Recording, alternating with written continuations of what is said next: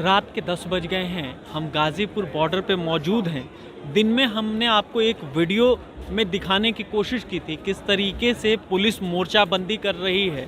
गाज़ीपुर की तरफ आने वाले सारे रास्तों को बंद कर दिया गया है। 6-7 मोर्चेबंदी की गई है, 6-7 स्तर की मोर्चेबंदी की गई है। ये मोर्चेबंदी क्या इसलिए करना चाहती है सरकार? किसानों से बातचीत हुई, किसानों का साफ कहना था कि ये सरकार हमारे मनोबल को तोड़ने के लिए कर रही है। यहाँ कई कंपनियां डिप्यूट कर दी गई हैं, पैरामिलिट्री फोर्स यहाँ बढ़ा दिए गए हैं, तमाम तरह की व्यवस्था कर दी गई है। हम गाज़ीपुर बॉर्डर पे मौजूद हैं। हम आपको ये दिखाने की कोशिश करेंगे इस आंदोलन में, ये 67-68 दिन से चल रहे आंदोलन में हर तस्वीर आपको दिखाने की कोशिश करेंगे। हम आपको ये भी बताना चाहते हैं कि देश दुनिया का सबसे बड़ा लोकतंत्र है। इस लोकतंत्र में सबको अधिकार है कि वो अपने अधिकार के लिए कहीं भी धरना कर सकते हैं। ये सुप्रीम कोर्ट ने भी कहा है कि आप अपने अधिकार के लिए बैठ सकते हैं, धरना कर सकते हैं अधिकार के लिए। साथ साथ हम ये भी आपको बताते चलें कि देश का लोकतंत्र, आपको किसी भी धर्म के लोग इस लोकतंत्र में बहुत खूबसूरती से, बहुत अच्छे से, साझेदारी से रहते हैं। आपको यहाँ भी हम दिखाने की कोशिश करेंगे कि यहाँ भी एक लोकतांत्रिक आंदोलन चल रहा है। पिछले 67-68 दिनों से लोग आंदोलनरत है, अहिंसात्मक आंदोलन चल रहा है। हम आपको बात भी कराएंगे यहाँ से, यहाँ के माहौल भी दिखाएंगे कि इतने दिन से चल रहे आंदोलन में भी किसी के चेहरे पे कोई सिकन नहीं है, उत्साह है। अभी रात का ये वक्त है, बावजूद इसके किसी के चेहरे पे थकान नहीं है। जब देश में अन्ना आंदोलन हो रहा था, अन्ना जब मंच पर कई दिनों से भूखे रहते थे, उनसे पत्रकार जब पूछा करते थे कि आपको भूख नहीं लगती, आपको इतने अनशन में दिक्कत नहीं होती, तो हमेशा अन्ना ये मंच से कहा करते थे कि मुझे इसलिए भी भूख नहीं लगती, मुझे इसलिए भी परेशानी नहीं होती कि नीचे से जब आप भारत माता की जय कहते हैं, नीचे से जब आप राष्ट्र हित के नारे लगाते हैं, जब आप वंदे मातरम बोलते हैं, तो मुझ में ऊर्जा आ जाती है। यहाँ भी एक आंदोलन चल रहा है, चारों तरफ तिरंगा है, चारों तरफ लोग मौजूद हैं जो भारत माता की जय ये हर बार यहाँ से कहने को तैयार हैं। और आप देखिए, ये माहौल देखिए कि लोग किस तरीके से जुड़ रहे हैं। मैं आपको अभी यहाँ जोड़ने की कोशिश करूँगा। ये आंदोलन करीब 67-68 दिनों से चल रहा है, लेकिन थकान नाम की चीज़ किसी के चेहरे पे नहीं है। क्या वजह है इसके पीछे? देखिए, आप देखते होंगे किसान वो होते हैं जो 5 बजे सुबह से लेकर और जाड़ा में, गर्मी में, बरसात में, किसी भी मौसम में रात भर किसान काम करते हैं खेत में।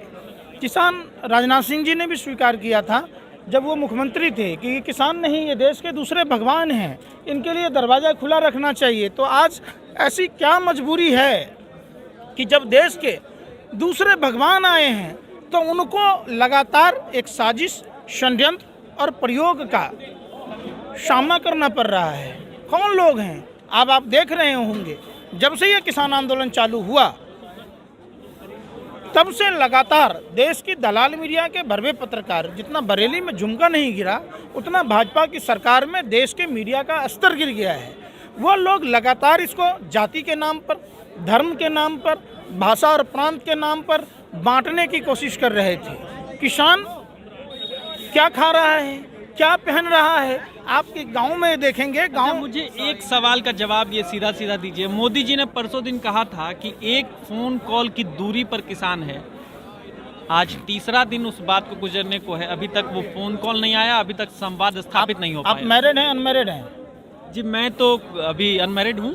अनमैरिड है तो आपसे सवाल जवाब नहीं मिल पाएगा ना जी। पति पत्नी के बीच में फ़ोन कॉल की भी ज़रूरत नहीं होती है, दृढ़ इच्छा शक्ति और मन की बात होती है। और जब युधिष्ठिर से यक्ष प्रश्न पूछा गया कि सबसे तेज क्या चलता है, मन चलता है, तो मन अगर उनका रहता, अहंकारी नहीं होता, तो जसोदा बहन जी को भरी जवानी घुट घुट कर नहीं मरी होती। आप समझिए, भरी जवानी उन्होंने कैसे तकलीफ़ काटी है। क्या कोई बाप चाहेगा, कोई लड़की चाहेगा कि ऐसा पति मिले? कोई भाई चाहेगा ऐसा बहनों ही मिले?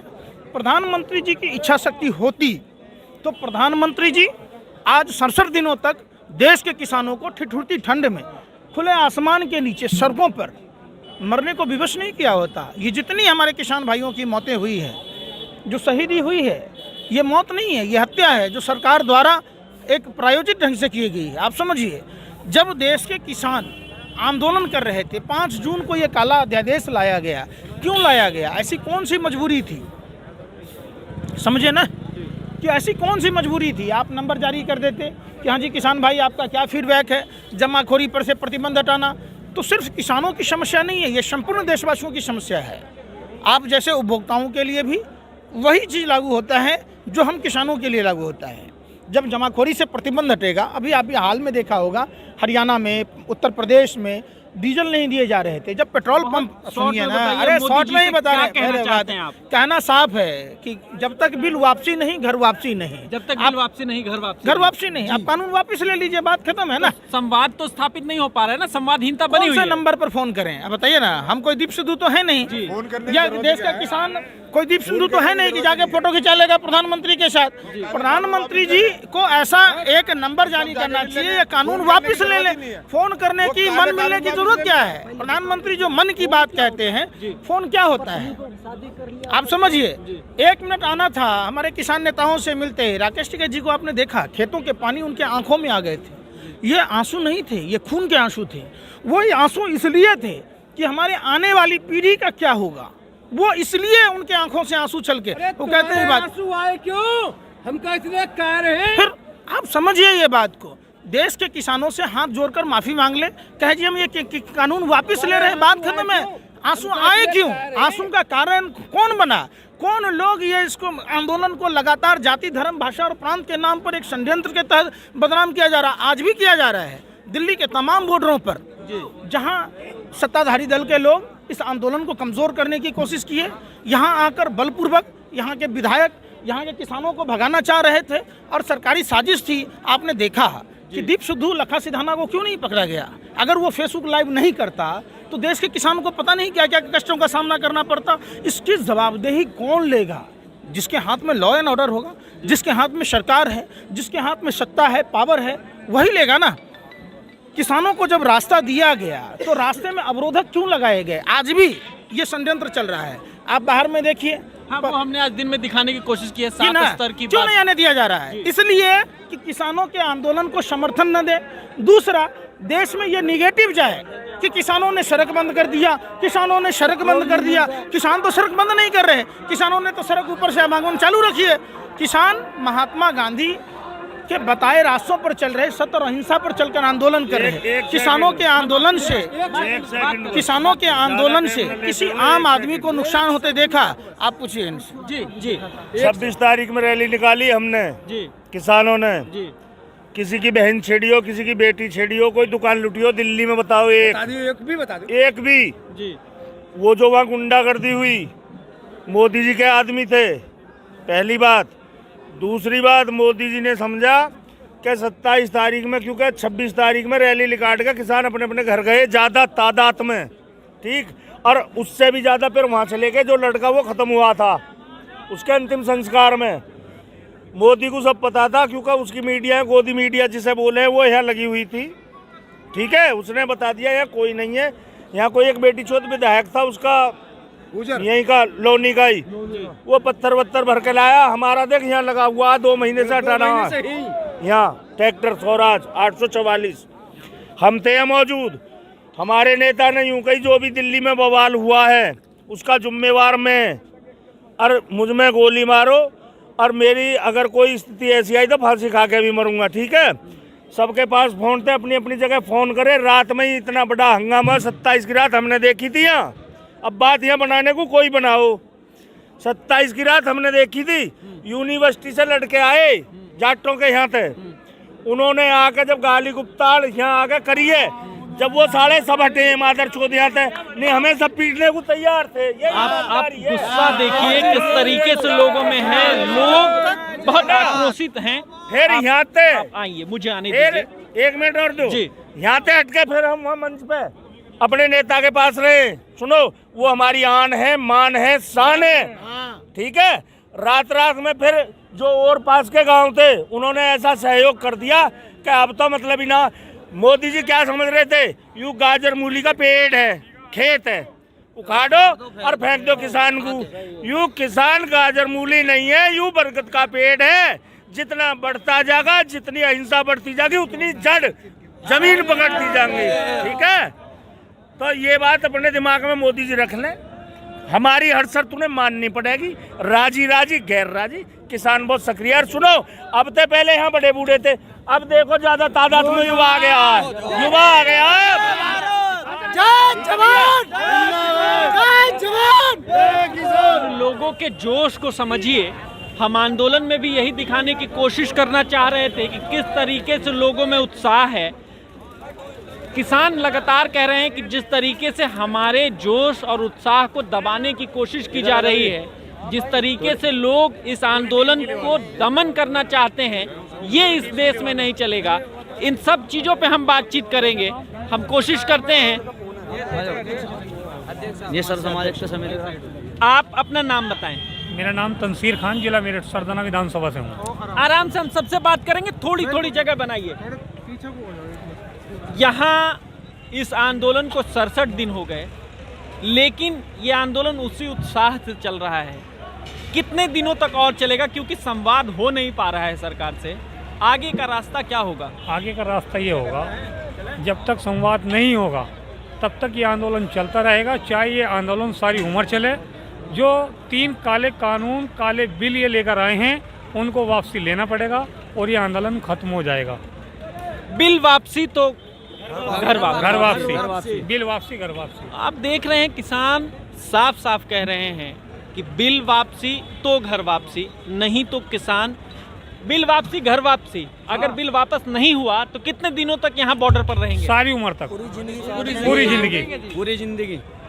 तो और कोई सरकार मोर्चाबंदी कर रही है, उधर 7-8 स्तर पे बंद कर दिया गया है। बाहर से कोई इधर नहीं आ सकता, इधर के लोग उधर नहीं जा सकते। इस पर क्या कहेंगे? नहीं, ये तो एक बात बताओ, इन लोगों को अगर ये जाडा देखें, किसान और मीडिया वाले जाडे में पाले में पड़े हैं। अगर ये लोग एक रात को बाहर निकल कर ये चौड़े में आकर सो कर देखे तो इन्हें पता चल जाए जाडा क्या चीज़ है। ये किसानों की नहीं सुनने, इन्हें तुरंत वापस ले लेना चाहिए जी।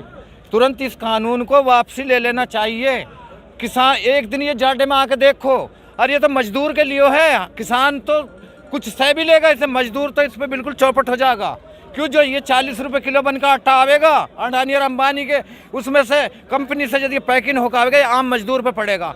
40 ट्रेनों में मजदूर मार दिए, भटका दिए, बेचारे पैदल चल चल कर मर गए इस लॉकडाउन में। और गरीब तो फुटपाथ पे पड़ा, और इससे ज़्यादा क्या है, तो ज़्यादा गरीब पे पड़ेगा। तो सभी का आंदोलन है और इतने कोई भी हटेगा नहीं घर से। इनके आंसू को देखकर आज बच्चा बच्चा रोड पर उतरा हुआ, और सब यहाँ आलेगा, टोटल बच्चा बच्चा यहाँ आलेगा। इतने ये कानून वापसी नहीं होगा। जी, आप अपना नाम बताएं। मेरा नाम मोहम्मद नसीम सैफी, मैं अमरोहा से हूँ। अमरोहा से हैं। हाँ, बताएं क्या कह रहे हैं? आपने जो बात की कि बैरिकेडिंग लगा रखी है सरकार ने, जी। हम किसान और जवान हैं, हम बॉर्डर पे हम ही खड़े हैं, और किसान भी, हम किसान के बेटे हैं। सरकार ये कुछ नहीं कर सकती। बैरिकेडिंग हमारे सामने कुछ नहीं है, चाहे ये बैरिकेडिंग लगा दे, कुछ भी लगा दे। सीमा पे जवान खड़ा है, वो हम में से है। हमारा भी जज्बा है कि हम जवान बनेंगे, किसान के बेटे हैं। ये सरकार कुछ नहीं कर सकती, ये सरकार निकम्मी है। जब मोदी जी इस देश में 2014 में आए थे, इन्होंने वादा किया था कि सबको युवाओं को 2 लाख नौकरी देंगे, 15-15 लाख रुपए देंगे। हाँ, सब जुमलेबाजी सरकार है। ये पूरा देश जान चुका है और इनको समझ चुका है जी कि अगर इस देश के अंदर पता नहीं क्या हो गया जब से 2014 से मोदी जी आए। युवा प्रोटेस्ट करें तो नक्सलवादी कह दिया जाता है, किसान कर रहे हैं इनको नक्सलवादी, आतंकवादी, खालिस्तानी। बताइए कितना दुर्भाग्य की बात है कि हमारे देश के लोगों को नक्सलवादी, देशद्रोही बता दिया जाता है। और मैं कह रहा हूँ प्रशासन जो हमारे किसान भाइयों को परेशान कर रहा है, प्रशासन जिस दीप सिंधु ने लाल किले पे अपना देश का ध्वज को सम्मान अपमानित करा है और अपना झंडा लहराया है, उसको आज तक हमारी देश का प्रशासन और दिल्ली पुलिस आज तक उसको खोज नहीं पाया है, पकड़ नहीं पाया है। आप समझिए इस बात को। किसानों का लगातार कहना है कि हम पे मोर्चाबंदी करने से बेहतर होता कि अगर ये जो इस पूरे कृत्य के जो लोग इसके जिम्मेदार हैं, सरकार उसको पकड़ती। साफ साफ किसानों का ये कहना है कि इस मोर्चेबंदी से और इस जो पारामिलिट्री फोर्सेस बढ़ाए जा रहे हैं, जो सुरक्षा बढ़ाई जा रही है, इससे इनके मनोबल पे कोई असर नहीं होगा। हम दूसरे लोगों से भी बात करेंगे। आप ये बताइए कि ये जो मोर्चाबंदी हो रही है, प्रशासन सख्ती कर रही है, बॉर्डर बनाया जा रहा है, उस तरफ के लोग इस तरफ नहीं आएंगे, इस तरफ के लोग उस तरफ नहीं आएंगे, इससे आंदोलन के मनोबल पे क्या फ़र्क पड़ेगा? इसके मनोबल पे आंदोलन के कोई फ़र्क नहीं पड़ेगा। ये किसान है, किसी भी सूरत में पीछे नहीं हटेगा। किसान है, किसी सूरत में पीछे नहीं हटेगा। तो आप देखिए, ये लंगर भी चल रहा है, ये लोग भी हैं पीछे। यहाँ हम दिखाने की कोशिश करेंगे, यहीं पीछे मीडिया हाउस है जहाँ राकेश टिकैत हमेशा की तरह बैठते हैं, मीडिया से बात करते हैं। ये मुसलसल जारी है आंदोलन में। आप देखिए, तख्ती लेकर के, तिरंगा लेकर के लोग घूम रहे हैं, लोगों में वही उत्साह है। हिंदू, मुस्लिम, सिख, ईसाई आपस में हैं, भाई भाई, आई लव किसान। तो ये तमाम तरह के जो तख्ती हैं, कानून वापसी नहीं तो घर वापसी नहीं, इस तरीके के तख्त किसानों की भी सुन लो सरकार। इस तरीके के लगातार तख्तियां लेकर के तमाम लोग आंदोलन में जुड़ रहे हैं। ये आंदोलन का उत्साह बरकरार है, लोगों में उत्साह बरकरार है। आप पूरा आंदोलन घूम जाएंगे, थकान जैसी कोई चीज़ आपको किसी के चेहरे पे नहीं दिखाई देगी। ठंड का मौसम है, एक रात अगर खुली छत के नीचे आपको बिताना पड़ जाए, हमें बिताना पड़ जाए, तो वो बहुत कठिन होता है। बावजूद इसके ये किसान 67-68 दिनों से लगातार इस खुली छत के नीचे, खुले आसमान के नीचे सो रहे हैं, और इससे किसानों के सेहत पे, किसानों के इस आंदोलन पे कोई फ़र्क नहीं पड़ रहा है। हम आगे भी कहेंगे कि मीडिया हाउस की तरफ दिखाने की कोशिश करें। राकेश टिकैत जो मीडिया से घिरे हुए हैं, हम कोशिश करते हैं कि बातचीत होगी। आंदोलन लगातार प्रशासन की तरफ से दबाव बढ़ाया जा रहा है। किसान कह रहे हैं कि बिल वापसी तो घर वापसी, यही नारा है हमारा कि बिल वापसी तो घर वापसी। तो सरकार भी अड़ी हुई है। आप कैसे देखते हैं इसको? मैं इसे ऐसे देखता हूँ कि हमें सबसे ज़्यादा जो दिग्भ्रमित किया जा रहा है बिलों पे, पहले मैं बस इतनी बात बताना चाहूँगा कि अगर वास्तविकता में इन बिलों की सच्चाई जनता तक पहुँच जाए तो हमारे जो भाई हैं वो दिग्भ्रमित ना हो और वो हमारा साथ देने के लिए और चारों तरफ से आवाज़ उठे। वैसे हालांकि पूरे हिंदुस्तान से आवाज़ आ गई है, क्योंकि ये कृषि प्रधान ही देश नहीं है, भावना प्रधान भी है। जिस दिन से हमारे टिकैत जी के आंखों में आंसू आए, उसी दिन से पूरा हिंदुस्तान पलट गया। और अब इस सरकार या तो रहेगी सरकार या रहेंगे ये बिल, ठीक है। तो आंदोलन आप कितनी गति से चल रहा है वो आप देख रहे हैं, महसूस कर रहे हैं, और कोई कमजोरी नहीं है किसी प्रकार की। लेकिन मैं अपने किसान भाइयों के लिए, जो पूरे देश की जनता के लिए, चाहे वो किसान आंदोलन से जुड़ा हो या ना हो, किसान हो या ना हो, पूरे देश के हित की बात मैं सोचते हुए इन 3 बिलों को एक्सप्लेन करना चाहता हूँ। पहला बिल है आवश्यक वस्तु अधिनियम। आवश्यक वस्तु अधिनियम 1957 के अंदर एक कानून बनाया गया, कोई भी भंडारण करेगा तो उसके खिलाफ कार्रवाई करी जाएगी, चाहे वो व्यापारी हो या किसान हो, ठीक है। क्योंकि क्या करते थे, भंडारण करा, उसके बाद में बाजार में कीमतें बढ़ा के कहीं से कहीं पहुंचा दी गई। पहला ये था, तो उसके खिलाफ एक कानून बना 1957, आवश्यक वस्तु अधिनियम उसका नाम रखा गया। अब क्या है, जब तो कानून बनाया, अब ये गवर्नमेंट उस कानून को खत्म करके उद्योगपतियों के हाथों में, कारपोरेट को उसका वो दे रही है कि कोई भी भंडारण कर ले। उसमें हमें क्या करिए, भैया तुम किसान हो, तुम भी अपने माल को भंडारण कर लो। अब एक होता, अगर किसान इतना सामर्थ्यवान होता कि भंडारण कर ले और व्यापार कर सके, तो ना तो व्यापार की अकल, ना भंडारण के लिए उसके पास शक्ति, तो किसान तो कमजोर पड़ेगा। इसका मजा कौन लेंगे, उद्योगपति। दूसरा वो क्या है, दूसरा जो बिल है वो है कॉन्ट्रैक्ट फार्मिंग। कॉन्ट्रैक्ट फार्मिंग में क्या हो रहा, चल रही है अब से पहले भी, अभी एक 10 लाख रुपए के 10 करोड़ के केस महाराष्ट्र में 3 केस मतलब डाले गए किसानों के ऊपर। उनकी क्या गलती हुई, वो आलू बोआते थे, ये जो आप लेस खाते हैं, लेज चिप्स पे वो अपना बीज देते हैं, अपना पैदावारी कराते हैं। किसी पड़ोसी किसान ने 2-4 किलो बीज ले लिया, उसे बो दिया, फिर 10-20 किलो बन गए, 50 किलो हो गए, 100 किलो हो गए। उन्होंने थोड़ी सी मतलब क्यारी लगा दी अपने आलू की, इन्होंने जाकर उसे पकड़ लिया, 10 करोड़ का मुकदमा ठोक दिया। फिर वो जब किसान आंदोलन, वहाँ भी एक किसान आंदोलन हुआ, वो अपना मुकदमा इन्होंने वापस ले लिया, पेप्सी वालों ने, लेस वालों ने। लेकिन अब तो ले लिया, क्योंकि अब ये अकेला पड़ गया पेप्सी। लेकिन जिस वक्त चारों तरफ कारपोरेट ही कारपोरेट होगा, तो उस समय क्या होगा, जो इसी प्रकार से तुम हमारे किसानों को इतना बर्बाद कर दिया जाएगा, जिसके हिसाब नहीं तरह तरह केस डलेंगे, और सारी व्यवस्था मतलब पैदावारी से लेकर बिक्री तक सब कुछ उनके हाथ में चली जाएगी। तो जो आज हमसे अलग समझ रहे हैं देशवासी, ये समझ रहे हैं भाई ये तो किसानों की लड़ाई हमारी, का हम तो व्यापारी, हम तो वकील हैं, हम तो फला है, हम तो फला है। किसी को कोई अपने आप को नौकरी पे समझ रहा, कोई मजदूर समझ रहा। मजदूर हमारा अभिन्न अंग है, जो नौकरी कर रहे हैं हमारे बेटे हैं, हमारे भाई हैं, हमारे बंधु हैं।